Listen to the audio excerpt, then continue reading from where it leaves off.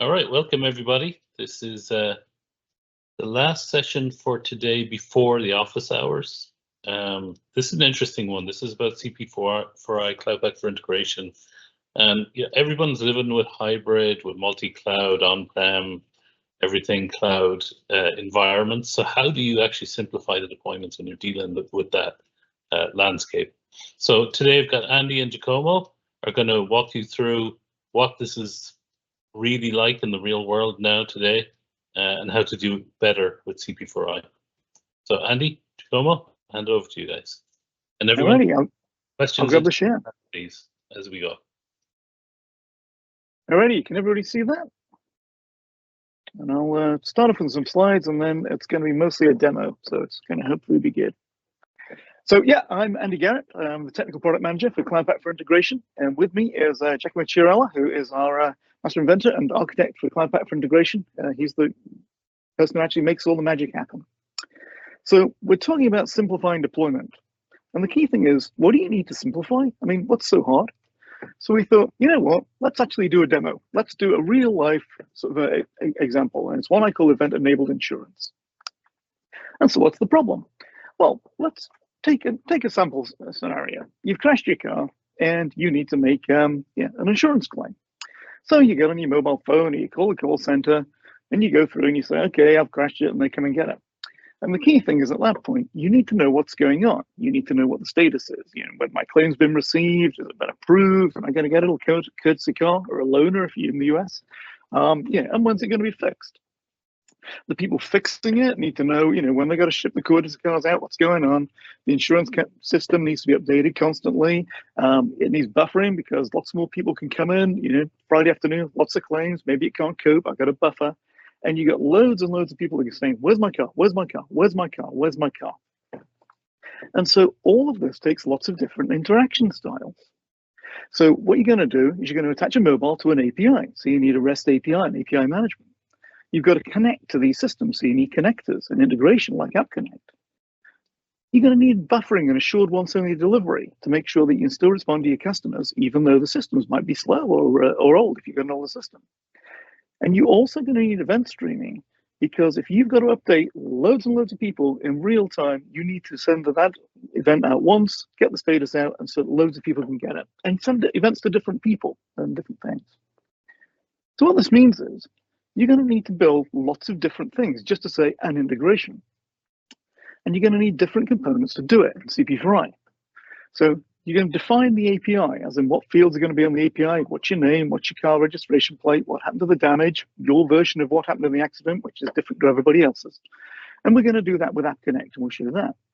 But then you need to secure it. You need to give it API keys, you need to give it secrets, you need to put DDoS attack protection in there, you need to give it rate limiting, and API Connect and Data Power is great for that. So that's another deployment you've got to do. You also want to make the API self-service so that you can have partners build applications on it if you want to white label it. Again, API Connect can do that. You've got to build a portal. And when people are reading and making API calls in to say, where's my data? Where's my data? I want to cache those reads. So I'm going to build a caching service. I'm going to use App Connect's built-in cache for that. But again, I got to deploy that too. I'm going to buffer my writes so that when I go in and I can say, right, thanks for your claim, we'll deal with it. And I'm going to have assured once-only delivery. As we all know, that's MQ. So I've got to deploy a queue. I've got to link it together. And once I'm going through and I'm going through my claim and I'm saying, thank you for that. Yes, we've agreed. It's not your fault. Yes, we're going to pay out. Yes, you're going to get a loaner. I'm going to be giving updates in event streaming so that everyone knows exactly where they are. And again, I've got to listen to the event streams and I'm going to notify my users. And normally I do SMS, I can do Slack, I can do email, whatever I want to do. And this demo, we'll show you in Slack. And of course, you've got to connect to the apps. You've got to connect to the insurance system, etc. You've got to connect to Slack, and App Connect's going to do that. So that's a lot of stuff to deploy. And again, it's all got to be there together. One of our partners said, whenever I deploy a complex solution, you can always potentially forget something. How do you keep it all together? Well, for those of you who've been following this for a while, or those of you new, all of this is available in Cloud Pak for integration, CP4I. It doesn't matter what capability you need, streaming, queuing, connectivity, API management, whatever, it's all there ready for you.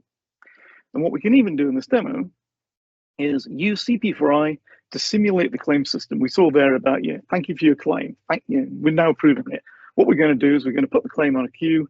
AppConnect's going to take it off and say, okay, it's gone from approved into in the workshop. It's gone from in the workshop to the courtesy car, from the courtesy car to delivered. We just built a little app there that you can do. And we're talking about simplifying deployment. So these are the things you've got to deploy. These are the things you've got to worry about. You've got to have an API plan which says who's allowed to call it, how many times can I call it, what's the key, and an API product to advertise it so that people can do self-service and get credentials and things. So you've got to deploy those, and you've got to deploy it to API Connect. You've got the Open API spec, which is where you say, right, well, this is my name, this is my address, this is my license plate, and that has to go into API Connect so you can call it. But it's got to go into App Connect so that it can process it. So you've got to link those two together. You've got to worry about that. I've got to put my cache in there as a flow. I've got to put my API processor in there as a flow. That's all jobs they got to do. I'm going to take events updates to the cache. So as I get an update on the event stream, and it says, okay, your car's ready to go, here's your loaner car, I'm going to put that into the cache so that when the APIs come in, I'm going to hit an in-memory cache, and I'm not hitting disk all the time, because the key thing is we're IBM. We scale. When people say, I want tens, hundreds of thousands a second, yeah, no problem. We can do that for you. I've got the flow that does the process claim simulation that goes between the states. And I'm going to do, I'm going to have a flow that takes the event updates and puts them in the stack so you can read it. Now, to do all of that, I've got to have an event streams. So I've got to have a Kafka cluster, which is also my Kafka cluster in. I've got to put a topic on there so that I can read and write to it. And I've got to secure it. So I've got to declare a user. So that's three things more I've got to worry about. And I want assured one-day delivery. Of course I do. And I'm using this under the covers. So I need MQ. I need a queue manager to look after it. I've got to have a secure connection channel so it's nicely secured. I need a queue to put my data on. And I need a queue user to give all my R back. And I've got to connect all of these things together. For those of you looking, I may have missed a line or two. But I mean, this is the kind of thing. I've got to bind all of these things together so they all work nicely. And this is when people say, I always forget something. And by the way, I need to do a mutual TLS. So you've got to generate certificates between everything, make sure the certificates are trusted, make sure the client's on one, server's on another, and I've got to rotate certificates around. So people say, why do I need to simplify deployment? Because deployment of event-grade systems needs event-grade components, and they all need to link together. And it's hard. And so people say this, why can't I just put it all in one place and just draw lines to connect it together? Why is it so hard? Can you guys not make it simpler? Well, this is TechCon. Let's fire up the product and have a look. So I'm hoping everyone can read that. Jackie, if you can keep me honest, if you want me to zoom it, I'm very happy to zoom it and make the text bigger. This is the Cloud Pak for integration with lots and lots and lots of components in it. You can scale up to hundreds and thousands of components and integrations and everything. And we keep them all together in one place, and it all scales on Kubernetes behind. So when you run it, it's all scaling like crazy. So how do I simplify my deployment? Well, the first thing I can do is I can ask for help. So I can hop onto the assistant. This is a tech preview at the moment. It's just going to be very, what it can do, it does very well, but it doesn't know how to do all that many things yet. We're actually getting more and more stuff going on, but it can do things. So if I can say, make a Kafka cluster. And so it goes off. It's using IBM Watson X AI. It's loading the questions. You may want to zoom in a little bit in some way, Andy, because it is a bit blurry from how big your monitor is.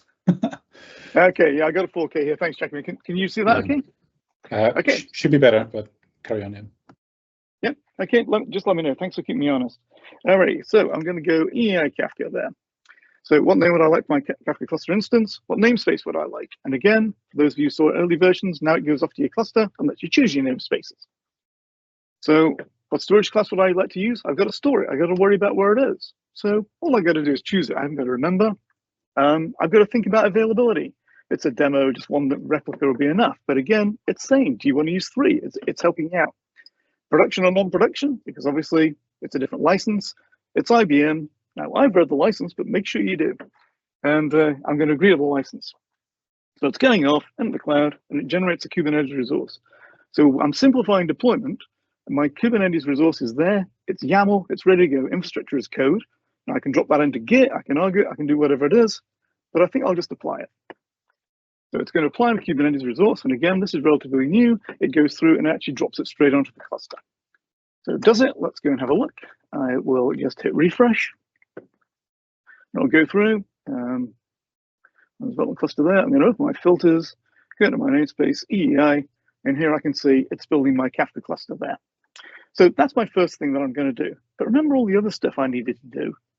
Well, I don't want to do that every time and look after it all in multiple different places. So what I'm going to do is I'm going to use a thing called the assembly canvas. And I'm going to change my namespace. So again, I'm going to namespace aware. So I'm going to go to EEI for event-enabled insurance. And I'm going to create a canvas called event-enabled insurance. And why is it so hard to type when you're demoing? And so what a canvas does is it lets you collect everything together in one place, in one piece of YAML.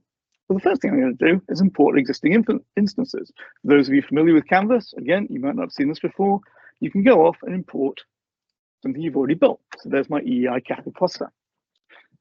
Of course, what I can also do is create another thing. So remember I said I needed a Kafka cluster. I'm also going to need MQ. So what I can do is I can create a messaging server. And a messaging server underneath is IBM MQ. But what it does is it simplifies things for you if you just want a queue. I just want a queue. I don't want to worry about all the millions and millions of capabilities of MQ. I just want it to do it. That's fine. So I'm going to create one called EEI. I'm going to accept the license. I'm going to go from, let's go for production, what the heck. And again, what storage class do I want? Well, I just want block storage, and I'm fine. Availability, native HA, single instance. I'm just going to do it. I'm going to make it simple. There is my messaging server. There's my Kafka cluster. So I'm going to hit create.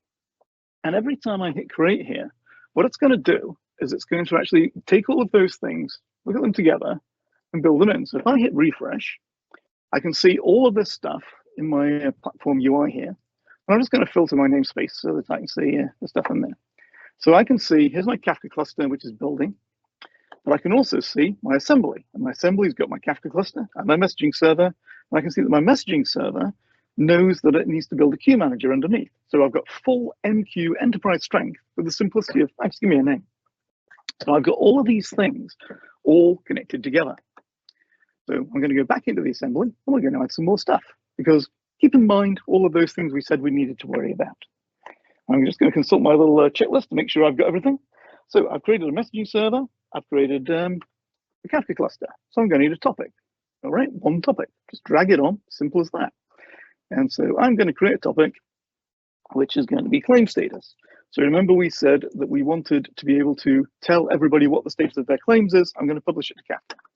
And again, everything is defaulted here. I'm just going to hit update. Now I've got to put the topic on the cluster. If I want to do that, I shall just drag it on and link it together. And there you go, I've got a topic on a cluster. What I've also got to do is I've got to put a queue on a messaging server. That's fine, I'll create a messaging queue. So I'm going to create a messaging queue, and this is because I want buffered writes. I want assured ones in the delivery of my insurance claims so I don't lose them. I want to make sure I'm good to go. So I'm going to create that called new claims. And again, which messaging server do I want? Oh, okay, I'll use the one I just built. Which queue type do I want? I want a local one. And because I'm on a development server, I can see some little things say, oh, this is a new version of OpenShift, but don't worry about that. So again, keeping it nice and simple, my messaging queue is going to my messaging server. The key thing is this messaging queue is defined as YAML. It's a Kubernetes resource. This is declarative queues. So I'm not having to go into my queue manager and write a script or worry about QMIN or MQSC, etc. I'm just going to give it a name, and the canvas and the operator will put that queue onto my queue manager for me in my messaging server. So I've got a Kafka cluster, queue manager, I've got a topic, I've got a messaging queue. And again, all of this is in one place. The key thing is it's all in one piece of YAML. You can see I've got my event streams Kafka here.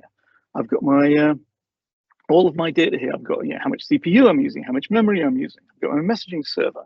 I've got my all my details here, whether it's single instance. I've got my Kafka topic, my messaging queue. So what I'm doing is I'm simplifying my deployment by putting it all into one place. So I can just do eventually just do one deploy, and away I go. Now, what I need to do next is obviously deploy some of those integrations that I built. Now, what I'm not going to do, I'm going to hit update here. What I'm not going to do is build the integrations because I've only got an hour. But if I go into the designer, I can see ones I built earlier. So remember I said I'm going to need an API. So I'll go and build an API. Oops. Let me try this one more. I've been logged out. Fantastic. I should have checked that. Let me go through. So where am I? Where's my API?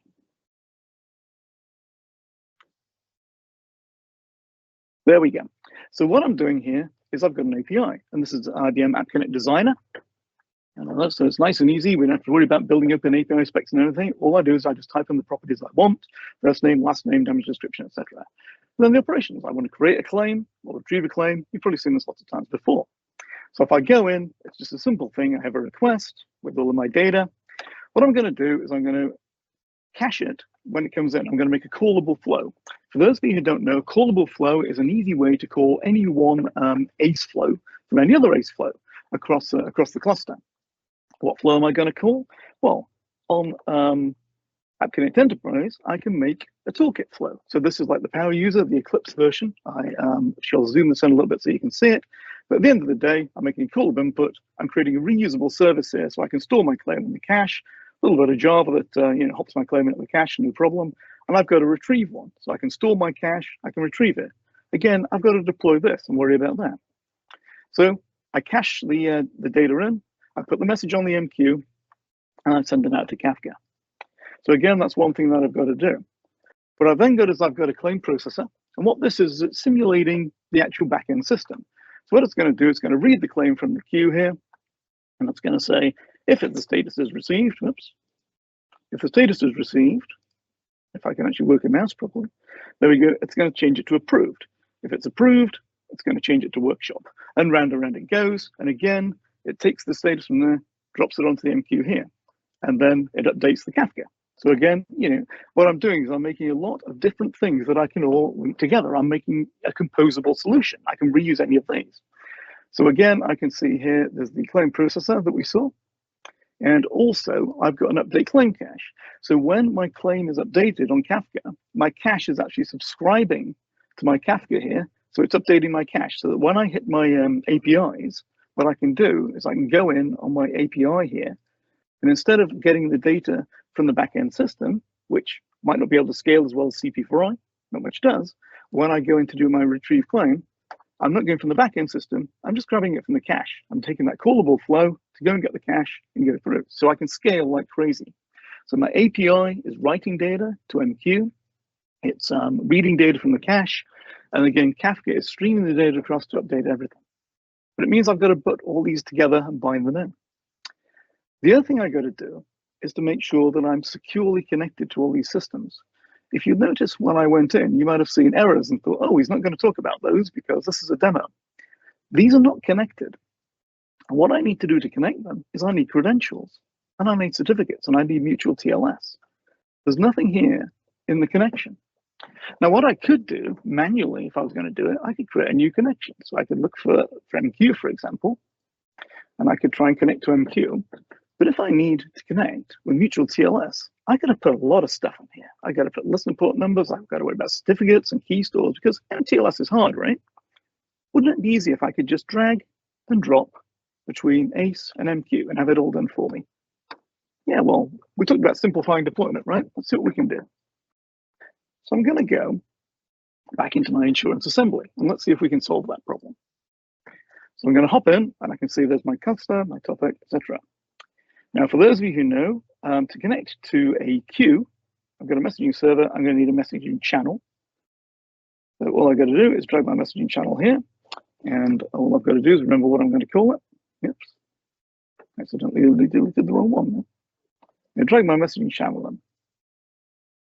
I'm going to come in here, and I'm going to call it EEI client 1. My messaging server, what am I going to put it on? I want server NTLS. Why do I want NTLS? Because that is the best way to connect. You want full encrypted stuff, and I want an SNI route. Notice I didn't have to tell it. It's helping me out here. This is why we're using the mutual TLS. So I've got a messaging channel, and it goes through there. I've got a messaging queue. Now what I need to do is apply, wrong thing, a messaging user.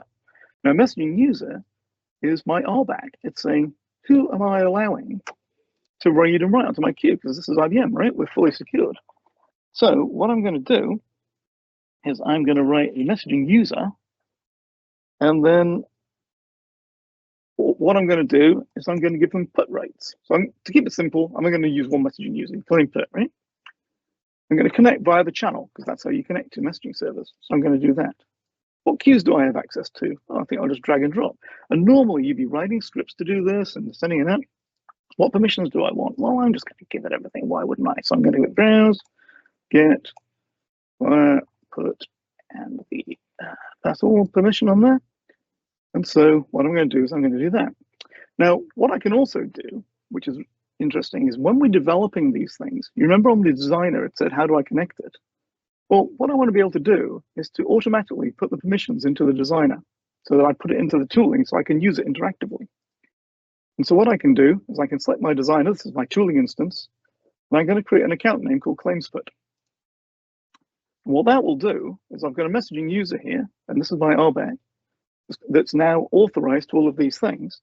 And when I hit update, it will actually put that user into designer for me so that I can go and interactively build. So again, it's simplifying not only my deployment, but my development, because my development environment is automatically being linked together. So I've now got a messaging user. So what I need to do is do the same for the Kafka topic. So that's fine. I'm going to create a Kafka user. So again, all I have to do is go in, create a Kafka user. And what I'm going to do with Kafka is I'm actually going to do it two different types of consumer. I've got a claim status consumer. And again, it defaults to Scram SHA-512. Why? Because that's best practice. For Kafka, you need to link to the schema registry so you can see what structure there is. Again, people forget that you need to link to a schema registry. But Canvas helps you out and says, oh, by the way, it's good practice to give read access. You probably want this. Again, so what I'm going to do is I'm going to give this read access, so I can hit read there.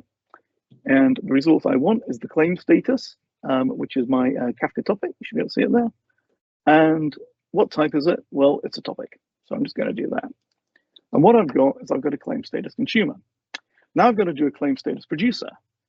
And normally you'd have to watch me type it in. But again, new for 16.1.1, I can now pull this in the latest fix pack from the asset repository.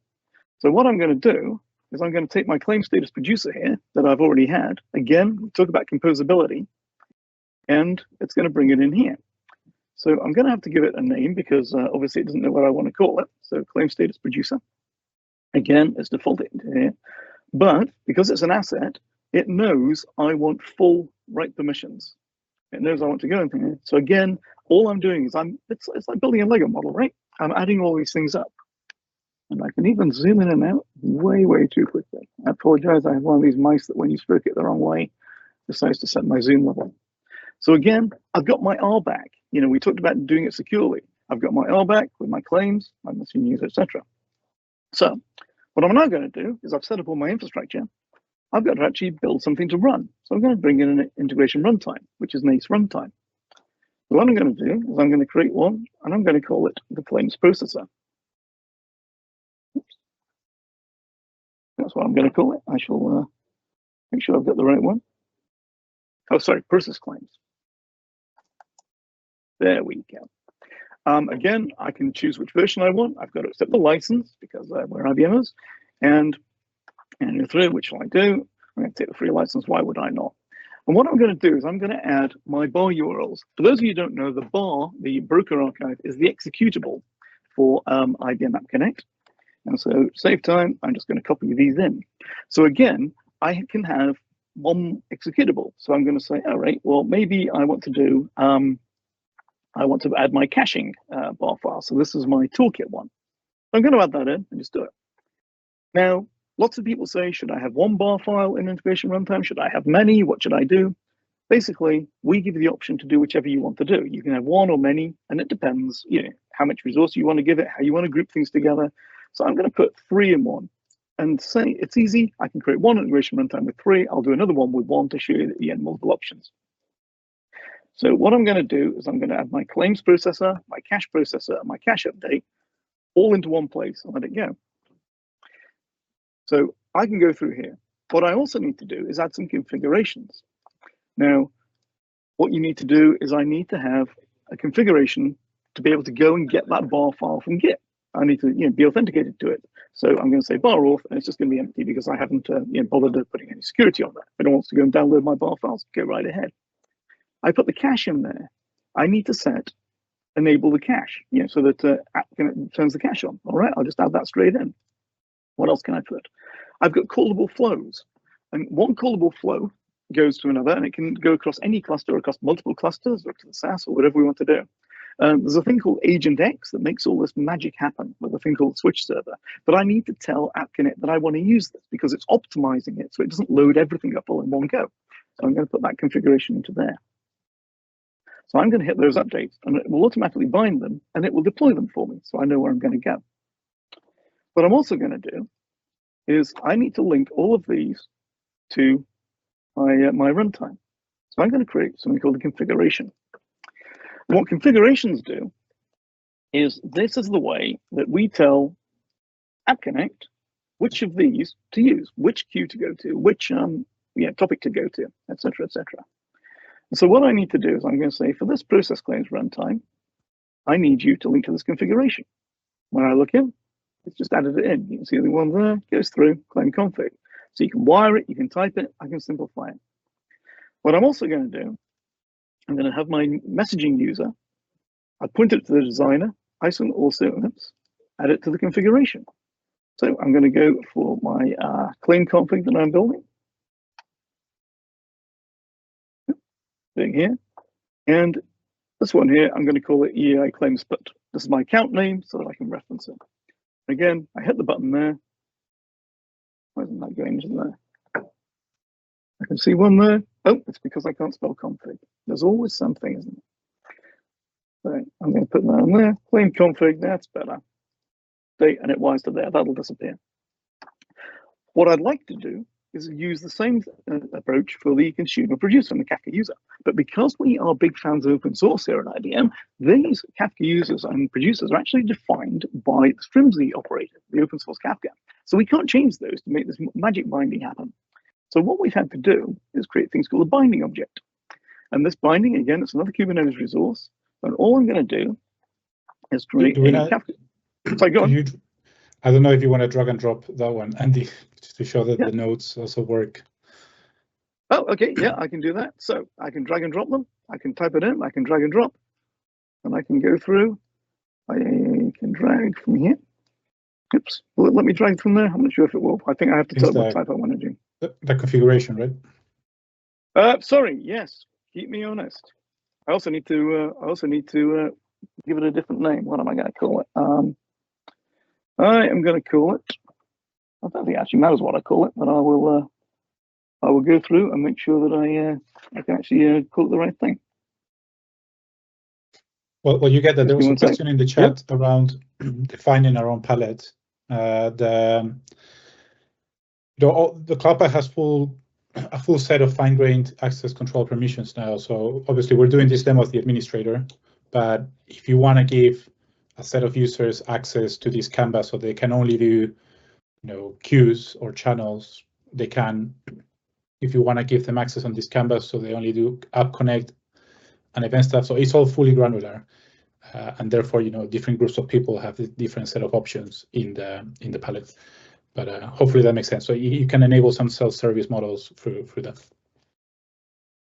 Exactly. So I can also basically put in a Kafka claims consumer binding, and as Jackman says, if I update there, I should just be able to drag and drop. Can I burn that through there? I think I need to drag it from here. There you go. Thanks for keeping me honest, Jackman. So if I go on there, we can see it's going to go from the Kafka user, and I'm going to bind it to my configuration here. One thing I need to do is put the account name in, and the reason I put the account name in is so that it can actually link it together. Claims consumer would be a useful one to do. And again, I need to bind the other way. So I'm just going to drag a binding here. And again, you see it's getting a little busy, but obviously, you need to be able to drag all these things in. Every single thing here has a job to do. People say, oh, well, it's getting really, really complicated. And it's not, because how else would you do it? So I'm going to go from a Kafka user. I'm going to go from the claims producer. I'm going to go to my configuration. My name is going to be claim config. And again, my account name is going to be claims producer. There I go. So I can either type it in. And the thing, and part of it is that obviously you're putting boxes in a lot of places, right? Once we refresh the page, this will it'll all go through. will organize itself, so yeah, so it's not such a let's spider go web. do that. Let's hit update and go back in again, because the key thing is every time you go through, what am I going to do? Kafka user custom reject invalid one. Where am I going? Yes, one of your Kafka users, you haven't set the cluster. Yes, yeah, I need to set the cluster. So I'm going to set the cluster. I'm going to set the cluster, and away I go. Thank you for that. Oops. The top one. Yeah. Again, hit update. And again, it looks complicated. Let's hit update. Let's get it to do the auto refresh. And what it's doing here is when I come in and hit refresh, and what I'll do is I'll filter out just on my namespace, because obviously you can have as many as you want. Just to show you, I can see here's my assembly. I've got my integration runtime, which is running. Again, that's deploying. I've got my Kafka cluster. I've got my claims producer user. I've got my binding, and these are all waiting for each other because these are declarative. So what's actually happening, and you probably saw this with James yesterday when you saw his demo, I need to know that all of my different things are ready because they all depend on each other.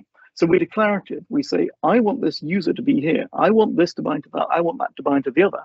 Underneath, the operators are worrying about all of that. So there's no sequencing, there's no scripting, there's no deploy the Kafka user. Wait, is it there? Wait, is it there? Is it there? Yes, it is. Finally, wait 5 seconds. Now apply the binding. Is the binding waiting? Wait for the binding. You don't need to do any of that. Deploy the whole thing at once, and the whole thing goes through. You can see I've got my Kafka topic, I've got my messaging server, I've got my messaging user here. Again, I've got my messaging queue. All of that is ready to go. And if I go back into the canvas, and what I should be able to do, as Giacomo says, is actually see it look a little bit nicer. Yeah, there we go. So I've got my integration runtime, which is my ACE flow, linked into my configuration. My configuration is to say, for this runtime, I want you to bind to these. So I've got a consumer binding to my claim user onto my topic. I've got my producer binding onto my producer user into my topic. I've got my messaging user through my messaging channel messaging user into my messaging server. And I've got all of these configurations that each environment needs to say, I want my cache enabled, please. I want my callable flows enabled, please. Because again, it's really tightly written. I've had to enable what I want. It also automatically generates an admin secure sockets layer because I've told it to create the web runtime. And what I can do here is I've got all of these. And what I should be able to show you, how am I doing for time? Let's have a little quick look. Not too bad. Is if I go back into the tooling, because it's developing all of these bindings and all of these connections, it's rereading it from the Kubernetes secrets. So now you can see I've got my EI claims put one in there. And it will, again, it will build my Kafka one. So all of these bindings, all of these accounts are automatically being generated for me. Why is that important? Well, because if I go into my demo designer on OpenShift, and I go into my designer accounts, mutual TLS is hard. So what it's doing is it's building all of this for me. It's creating certificates, it's creating private key certificates, yada, yada, yada. And what you're going to do here is go through and link all of these together. And it's got to do the same with Kafka as well. So what you're getting is all of this stuff is being done under the covers so that it simplifies deployment. Security is being done. Your storage classes are being generated for you. Your dependencies are being managed. Your connections are being managed. And crucially, all of this is infrastructure as code. All this canvas is doing, as Giacomo said, is it's auto laying out what it can see in YAML. So you can see everything is here. There is a UI form if you want. You can look at it through there. You can look at it through the canvas. You can look at it through the YAML. It's important that it's in YAML because this is the foundation of GitOps. So what we're doing here is creating a pile of infrastructure as code. Put it in Git, put it in Argo, put it in OpenShift GitOps, put it in pipelines, whatever you want to do, version it, diff it. And when I want to apply it into production, I'm just going to do kube control apply or OC apply. All I'm doing here is building my big integration that does all of these things that I need to do all in one place. But when I deploy it, I'm literally saying OC apply event enabled insurance.yaml. If I want to add more things in here, I can add another runtime. And what I'm going to do is I'm going to add my claims API because we have one last trick in our sleeves. Again, I accept the license, I go through, and I'm going to add my bar URL. My bar URL is going to be my API one that I built. And that's the one where I've said I'm actually going to do my managed claims. This is the one where you call it from your mobile app or whatever you're going to do and say, I'm sorry, I've crashed my car. And again, I can add the configurations. So, you know, I can go through, I can add my borrow empty, I can go through, I can add my cache, I can go through, I can add my agent X, and I can go through. What I can also do is I can add my claim config there, because all of these are reusable. I don't have to configure them again. I can just wire them together. So once again, it's just like adding Lego bricks. I can just add these bits together, and I've got my entire solution all in one go. I've got my Claims API here running as App Connect.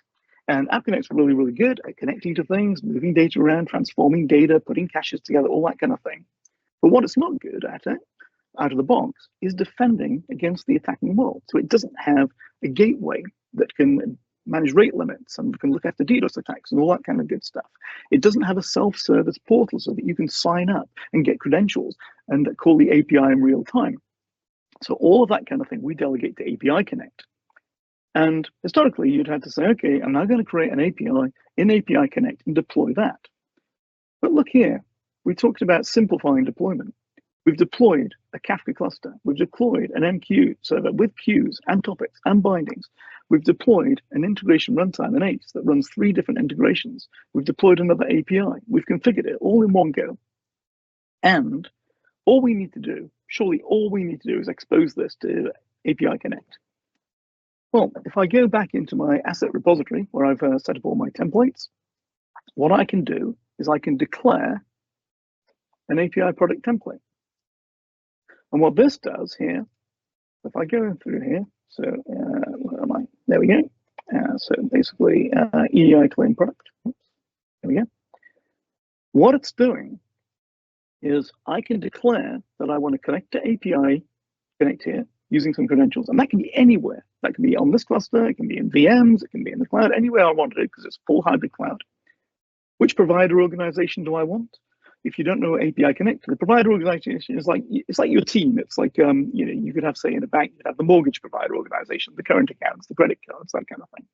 A catalog is where we collect our APIs together. Which ones do I want to do this? API Connect is very powerful, but you know, it helps you organize things out, so we can do that. It knows about the state of my API. Do I want it published, staged, etc., etc.? If it's a new version, I want to migrate subscriptions. I want to give it a nice description, so I can do that. And I want to give it a plan. What a plan is how much, how often can I call it? I'm just defaulting at 100 an hour here. But here's the trick. When I go through, I can use this function called share. And what I'm doing in my share is I'm sharing my integration runtime here. So in that designer flow, and it works perfectly fine with toolkit flows as well, all I need to do is say, I've got an API in there and add this declarative product in the canvas. That goes off into the integration runtime, finds the APIs in there, and automatically puts them into API Connect.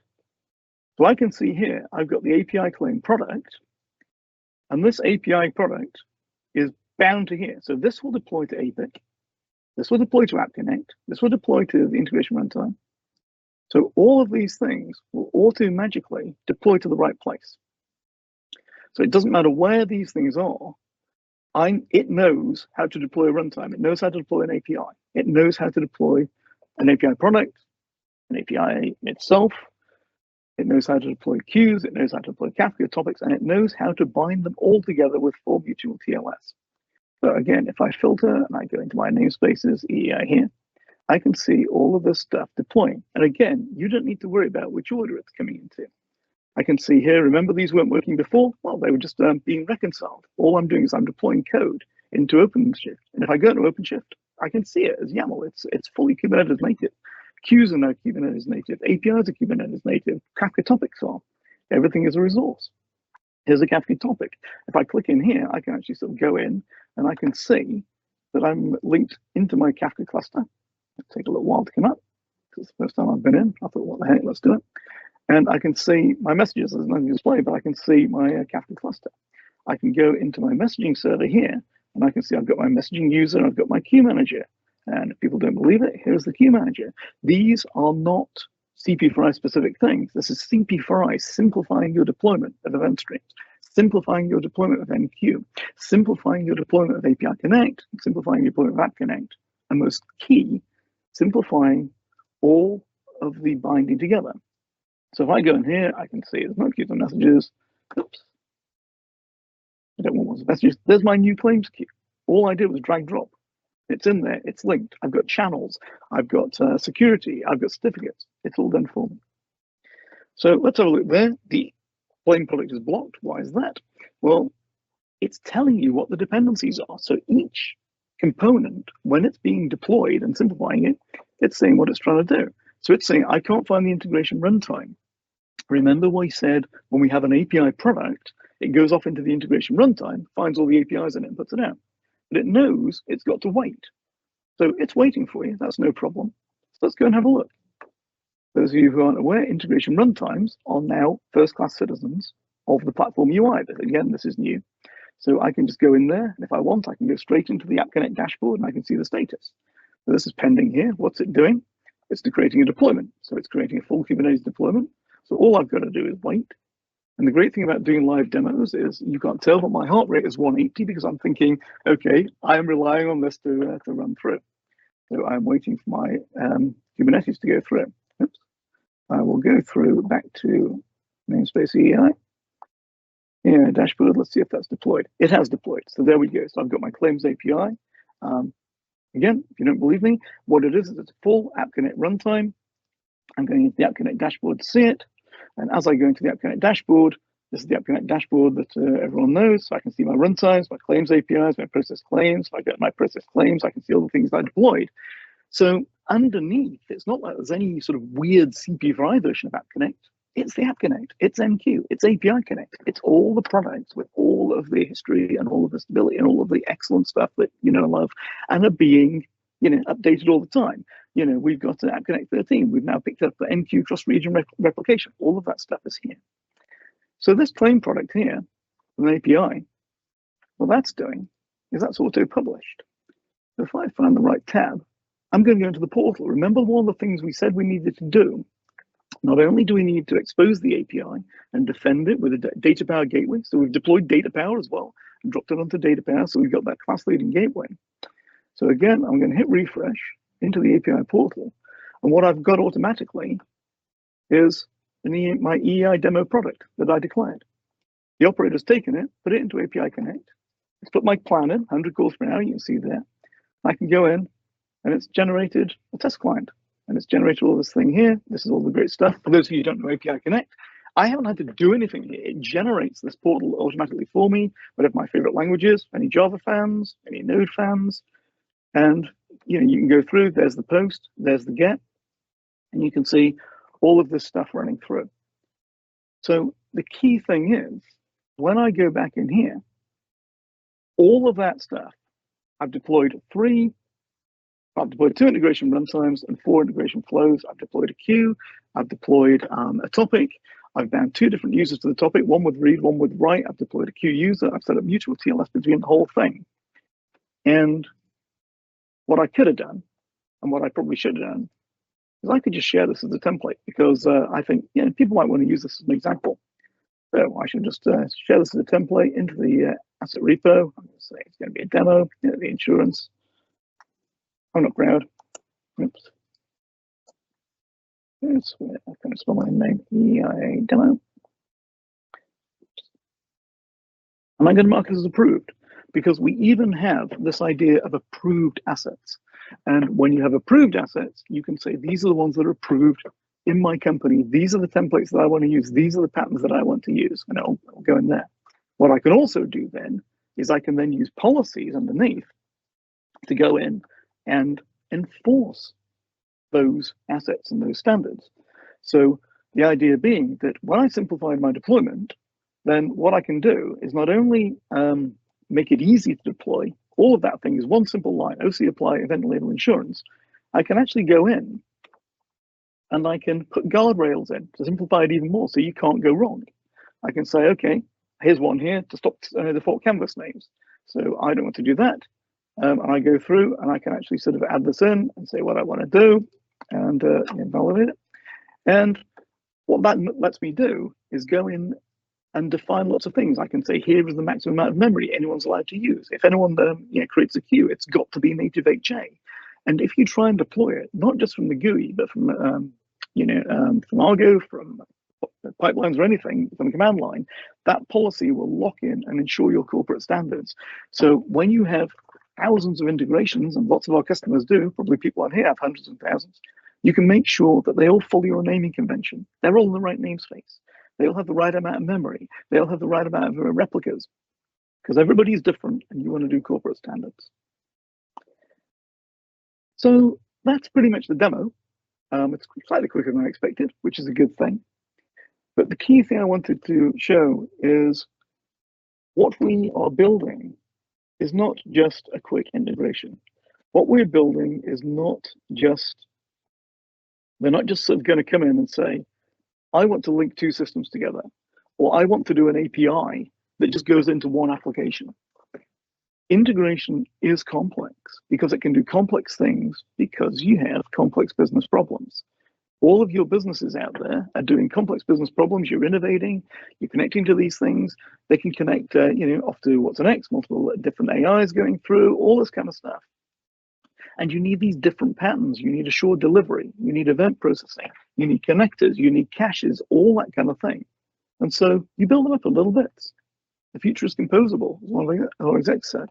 It's a better together story, right, Andy? Like 100%, 100%. It's not, all these point products are really powerful. We have great software in IBM, and what CP4I is really bringing is everything together, right? So using ACE and APAC, it's simpler. Using MQ and ACE, it's simpler. Using MQ and Kafka, it's simpler. And we're iterating on all the user stories to bring all these point products and make them easier to use with each other. So that it's not just, okay, you need to learn everything with MQ, learn MQSE, and go that route. To go to Kafka, okay, learn all the Kafka CLI, and that's a different route. You need to learn one thing, which is Kubernetes YAML.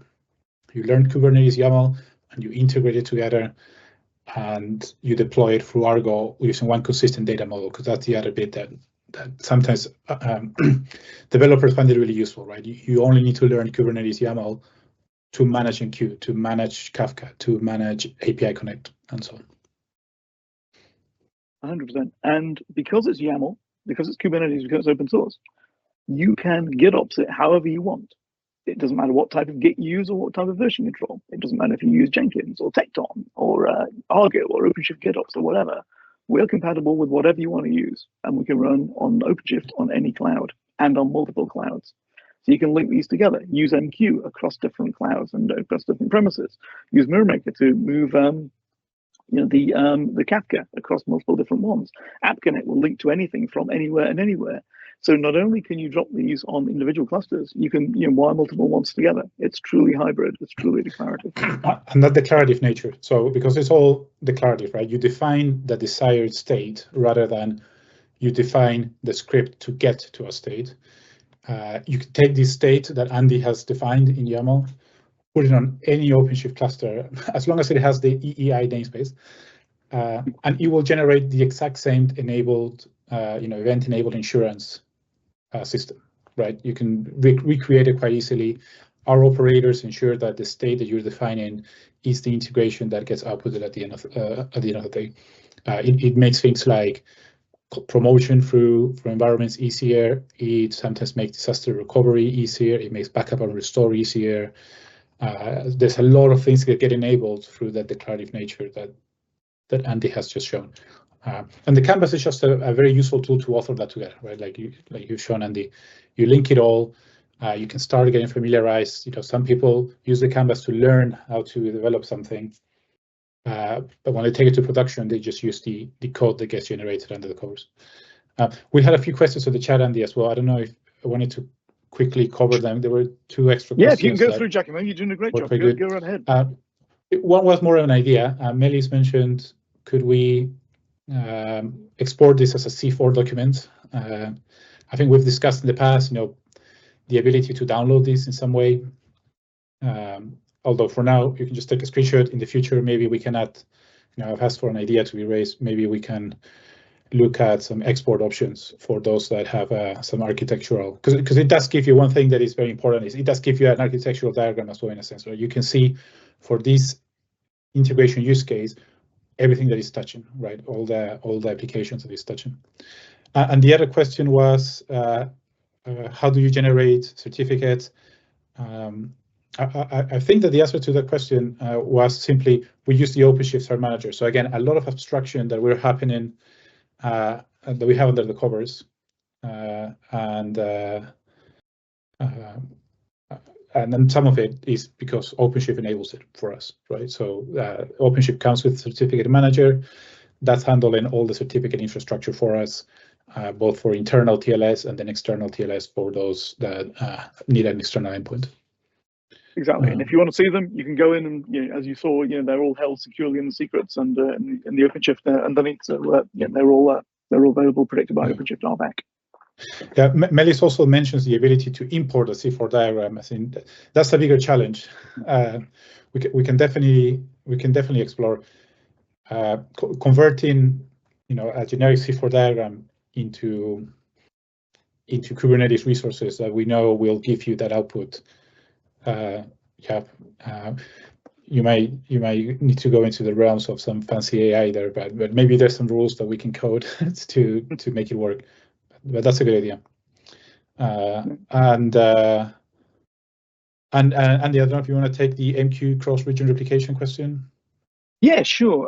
So for those of you who have been watching the messaging track, MQ cross-region replication, so you may know it as MQ native DR, but it's cross-region replication is now available. We've picked it up in the CD stream of Cloud Pak for integration, which is great. So please apply the latest fix pack, get your latest catalog sources, and it's there for you. On this one here, what we have is we have the messaging server. So as of now, we don't natively support it in the nice UI, but that's coming. But what you can do on the messaging server is, what we found is people say, oh, I want to do this with MQ, I want to do that with MQ. What you can do is, if you know what to do with MQ, you can do anything you want under this queue manager thing here. So again, we've simplified it with defaults, and we're looking to say, how can we make this easier with the cross-region replication? Please let us know what you want. It's definitely on the roadmap. But here, you can override here. So when you go in, this is your queue manager resource.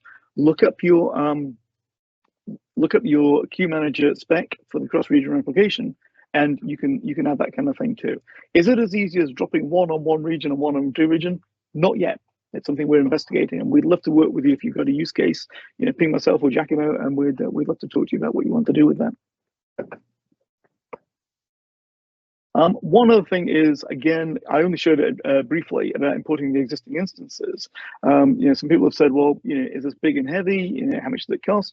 There's no license cost. If you've got CP4I, you've built it. It doesn't come out of your license, your VLC. It's all in there.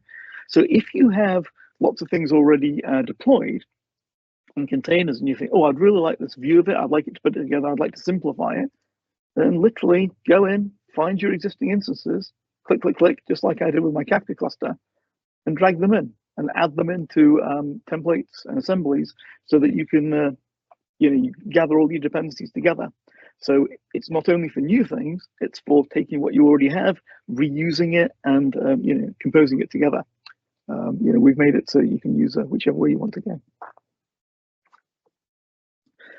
Does it work with Argo and GitHub? It most certainly does. That is our key driver. We had a great question yesterday from somebody in office hours. I hope you join us office hours at the bottom of the hour if you've got any more questions, or even if you don't, come and chat away. And they said, well, we're just getting into containerization. What kind of hints and what advice can you give? And James Stewart, our chief architect, said, go for Git, go for GitOps, use Argo, use GitHub, use pipelines, because all of this is about giving you easy infrastructure as code. We said it's making the deployment easier because we write the infrastructure as code before you. Literally, to deploy this entire thing, OC apply -f event enable insurance.yaml, pow, away it goes. Yeah, you can even open the little, I know you have the assistant as well, but that little icon on the bottom right. Oh yeah. Right, that gives you the OC apply command. Okay, yeah, it's a very large one. So Yes, so you can export of this, put it in Argo, like you say, right? And it's pretty straightforward. Typically, what we expect is, users build it here, they put it in Argo, they pipeline it, deploy it in UAT and production, and then maybe users will have view-only permissions in production, so they can view what they've deployed. They can see that the canvas is up and running with all the components, ensure that it's got running status in production, and then carry on from there.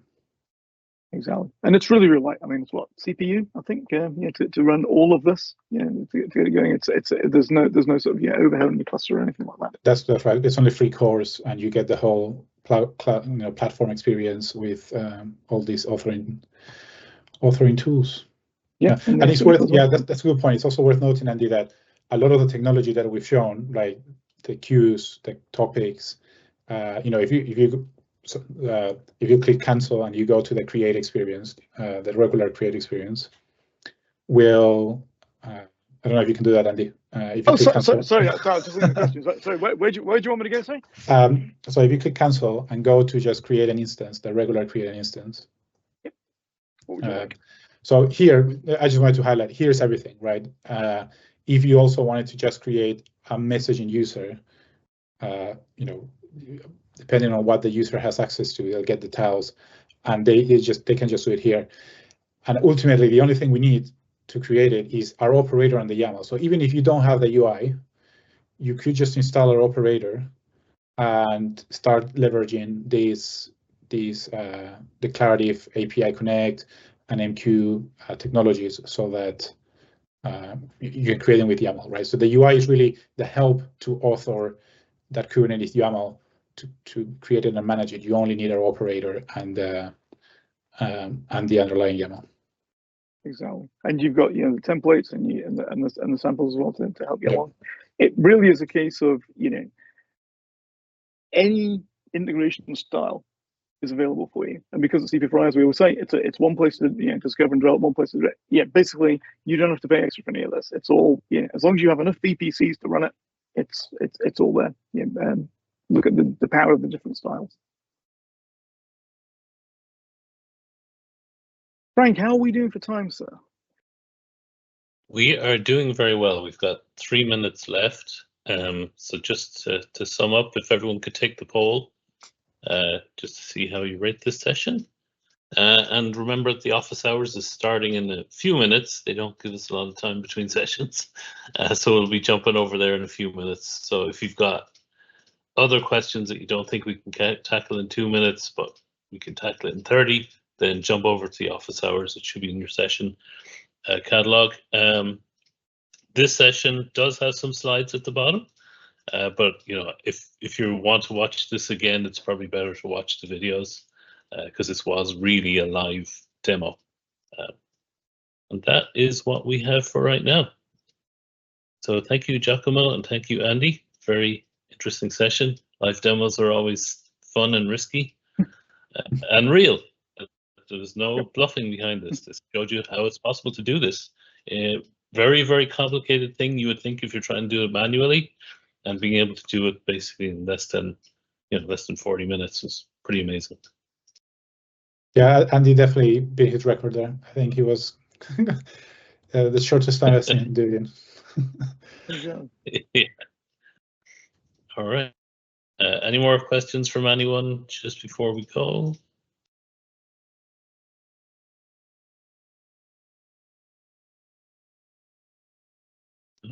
Not right now.